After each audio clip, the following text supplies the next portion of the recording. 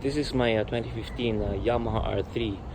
I decided to replace the mango turn signals into LED, and I bought parts from eBay, from Amazon, and from Revzilla for the parts. Anyway, so this is how it looks like right now. They're much cleaner, and I like the spacing. So when you turn it on, people can actually see you instead of the flush mounted one that others are using.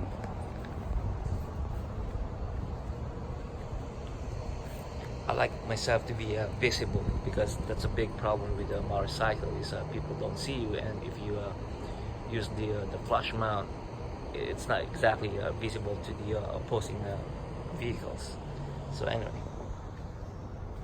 I'm gonna turn it up now and see how it looks like when they turn on.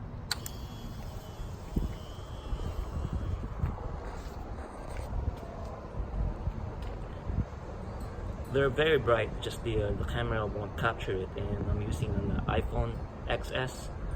So this is how it looks like now.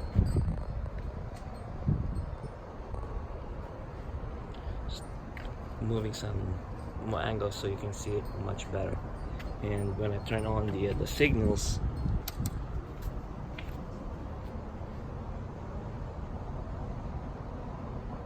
they look bright, trust me.